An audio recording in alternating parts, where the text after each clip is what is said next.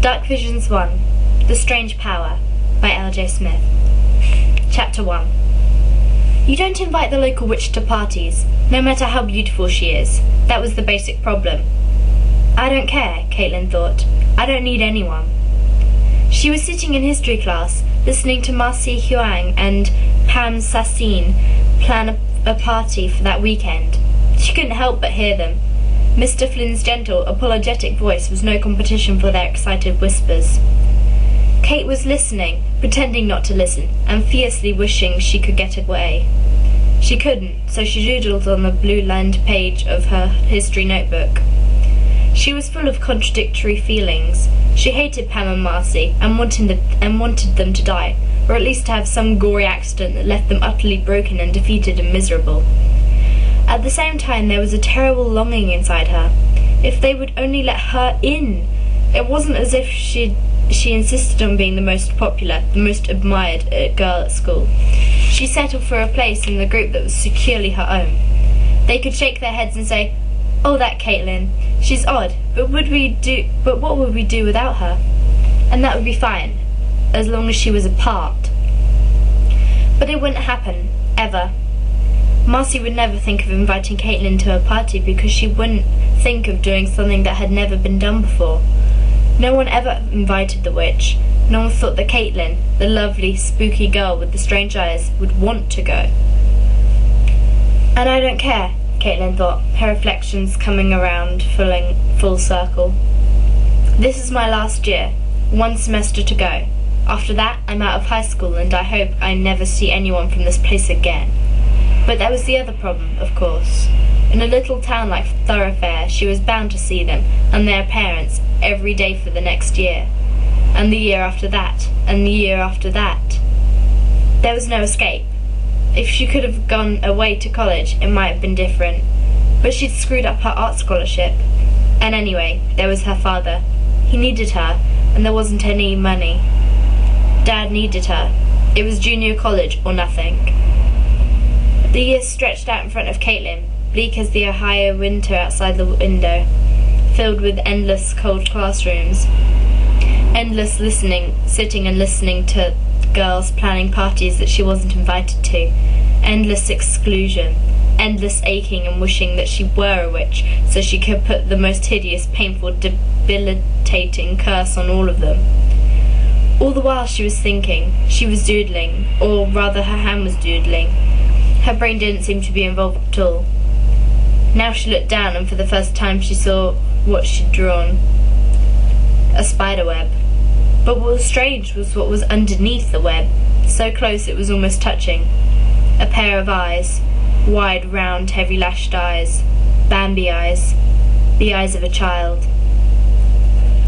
As Caitlin stared at it, she suddenly felt dizzy, as if she were falling, as if the picture were opening to let her in. It was a horrible sensation, and a familiar one.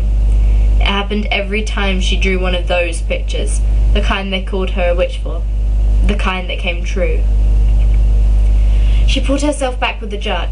There was a sinking feeling inside of her. Oh, please no, she thought. Not today, and not here at school. It's just a doodle. It doesn't mean anything. Please let it be just the doodle. But she could feel her body bracing, ignoring her mind, going ice cold in order to meet what was coming. A child. She'd drawn a child's eyes, so some child was in danger.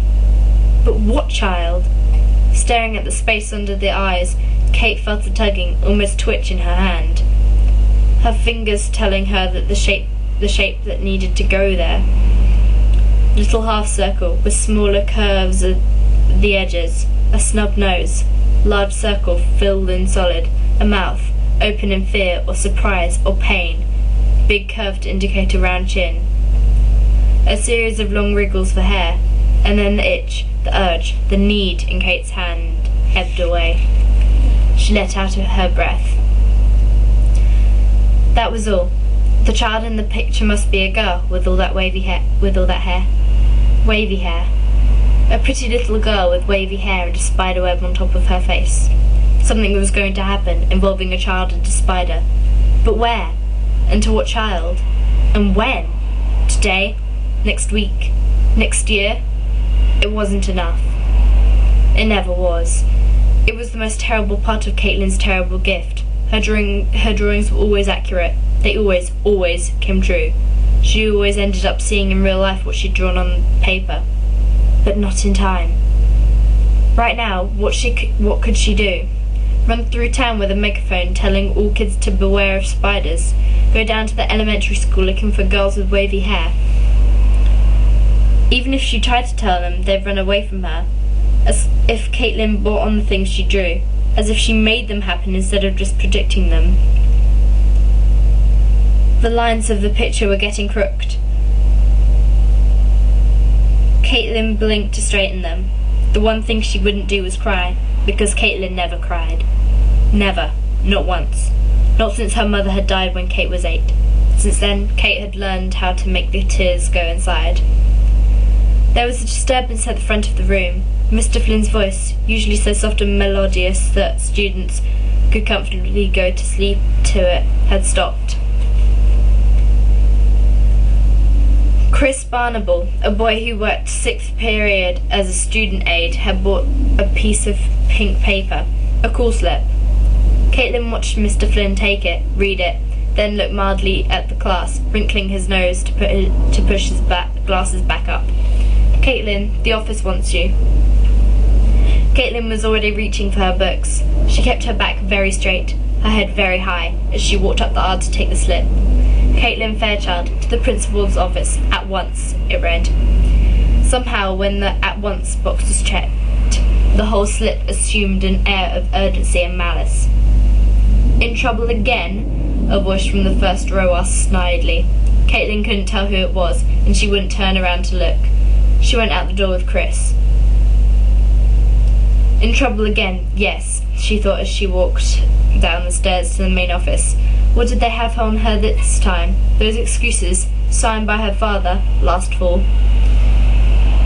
Caitlin missed a lot of school because there were times when she just couldn't stand it.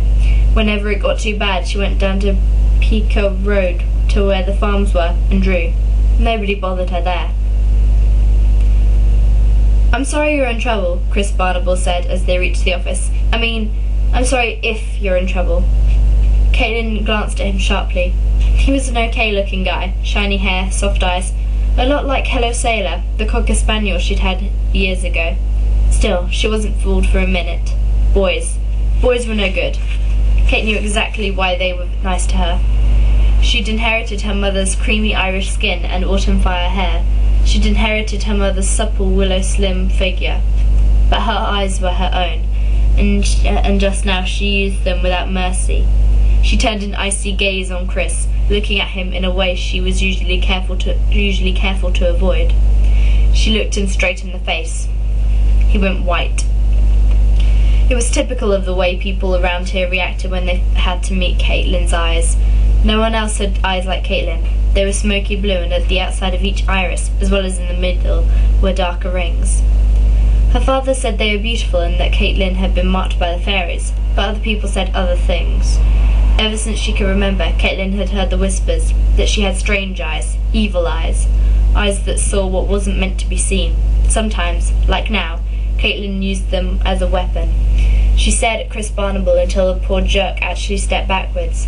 Then she lowered her lashes demurely and walked into the office. It gave her only a sick, momentary feeling of triumph. Scaring cocker spaniels was hardly an achievement. But Caitlin was too frightened and miserable to herself to care. A secretary waved her towards the principal office, and Caitlin steeled herself. She opened the door. Miss McClasson, the principal, was there, but she wasn't alone. Sitting beside the desk was a tan, trim young woman with short blonde hair. "Congratulations," the blonde woman said, coming out of the chair with one quick, graceful movement. Caitlin stood motionless, head high. She didn't know what to think, but all at once she had a rush of feeling, like a premonition. This is it, what you've been waiting for. She hadn't known she was waiting for anything. Of course you have, and this is it. The next few minutes are going to change your life. "I'm Joyce," the blonde woman said. "Joyce Piper. Don't you remember me?"